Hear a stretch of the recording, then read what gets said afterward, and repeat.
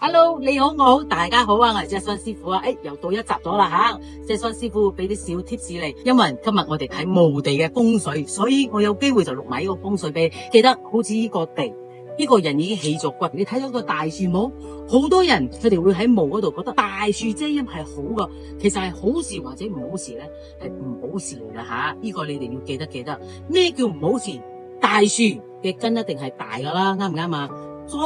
當佢開始慢慢咁樣長大嗰陣時，嗰個根就會捲到你嘅嗰個泥，你嘅土嗰度啦。咁樣係好事或者唔好事啊？其實你要知道係唔好事嚟噶。呢個會影響到乜嘢？影響到你子孫，你嘅仔女搵食係好艱難，甚至乎嚴重啲，一年走一個，一年走一個。所以你哋要記住，唔係大樹就遮陰噶啦吓，啱晒嗰陣時就大樹遮陰。墳墓有大樹喺隔籬好或者唔好咧，就唔係咁好啦。OK， 記得啊！第二個小貼士啊，我今日俾你哋嘅就係呢個人執咗骨上嚟，咁執咗骨上嚟係啱唔啱？係啱嘅。咁去博蘭呢個嘅墓係啱唔啱啊？都係啱嘅喎。咁乜嘢係唔啱咧？就係後邊嘅泥啦，佢應該要封住佢啦。佢而家呢個冇封，因為點樣都好，曾經係先人係喺入邊葬過嘅，所以點樣都好，記得，你哋執咗骨上嚟，一定要攞泥嚟封咗佢啦，咁樣先至對你哋好噶，就唔好做一半唔做一半，咁好一半就唔好一半，咁樣係咪唔好咧？所以點樣都好，要大家你好我好大家好，咁樣先正係好啦。OK， 第三個小貼士啊，我想講嘅係乜嘢咧？記得，如果你哋嘅墓地有個樹擲照嘅墳墓，記得要搵人斬咗呢棵樹去 ，please， 度啷，因為點解嘅樹擲住嘅墳墓咁樣，你覺得好或者唔好？主人家你嘅一代傳一代都唔會好噶，所以要記得嘅。我唔知點解呢個家人佢哋冇嗌人嚟過嚟呢度。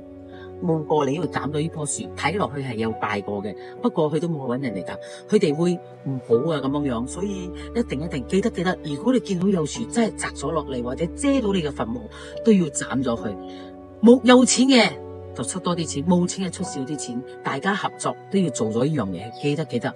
同埋仲有一個最後一個 tips 啊，呢個好重要喎，記得，你哋行清又好，去行山又好，幾時又去到山地都好，記得，冇亂咁吐痰。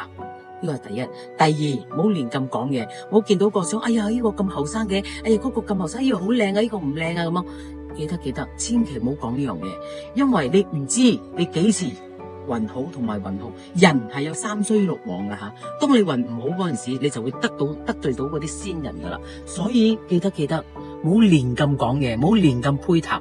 呢個一定要記得啊！如果真係好想小解嘅話，有細路哥啊嗰啲。都要講謝尾啊！我而家要小解啊，唔係咁方便啊！謝尾啊，唔該，都要講呢啲客氣嘅說話。記得啊，因為呢個就真係你好我好大家好啦吓。OK， 拜拜。